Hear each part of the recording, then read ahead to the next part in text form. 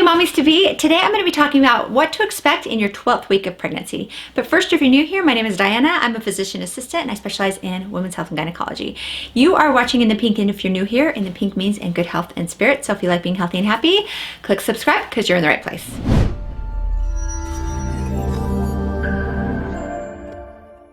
If you've watched my previous week-by-week pregnancy videos, then you'll notice that since I posted my week 11 video, I had my baby. I took a little break from filming, but now I am going to continue to post videos of each week of pregnancy. But first, I need a little bragging moment. Give her to me. Hi. Oh, this is my baby girl.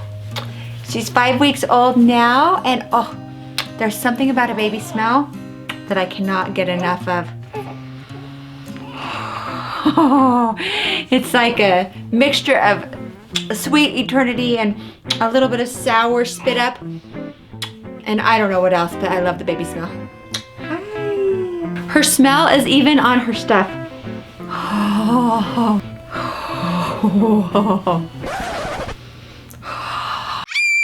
Just kidding. But as for you, in another 28 weeks or so, you are gonna be able to love on your baby too. And I'm not gonna lie, it's awesome. It's totally awesome. So at 12 weeks, your baby is about 2.5 inches long, about the size of a lime. And amazingly enough, it has doubled in size over the past 3 weeks. You still can't feel any baby movements yet, but the baby is definitely moving. And you can really see that very well on ultrasound. The bones are starting to develop and you can see them on ultrasound too. The kidneys are starting to function and are even starting to produce urine. Fun fact, the amniotic fluid, which is the fluid that your baby is floating in, it starts off as fluid produced by your body, but once the baby starts producing urine on its own, the fluid gradually gets replaced by the baby's urine. I thought that was kind of gross when I first learned that. But that fluid is vital and contains important things that the baby needs, like nutrients, hormones, and also some fighting infection antibodies. As I mentioned in my earlier videos, if you haven't seen an OB or an obstetrician yet, it's definitely time that you do. Usually at your 12-week appointment, your doctor will go over some genetic screening tests. Now, it's not really for everybody, but it is important to know what's available so you can decide if it's something that you want to do or not. So at 12 weeks, you can do what's called first trimester screening, which is a combination of an ultrasound where they measure the back of the baby's neck thickness. This is called nuchal translucency, along with some labs. Another option available to you is something called chorionic villus sampling.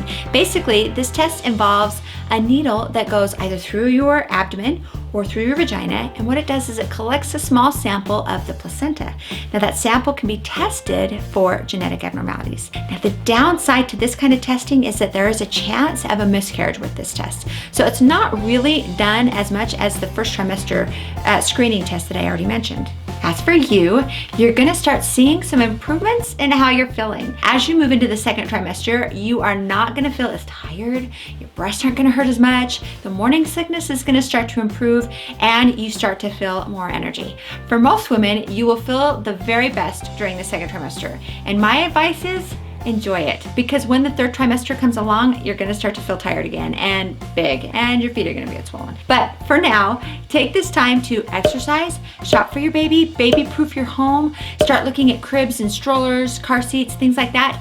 It's a lot, especially if it's your first baby, but don't get overwhelmed with the choices. Tip for the week, start budgeting for essential baby things. If you're on a budget, make sure to save a little bit over the next few months, but you'll wanna make sure that you have a car seat and a bassinet or a crib before you deliver the baby. I'm gonna talk about more of this in an upcoming video, so be sure to subscribe.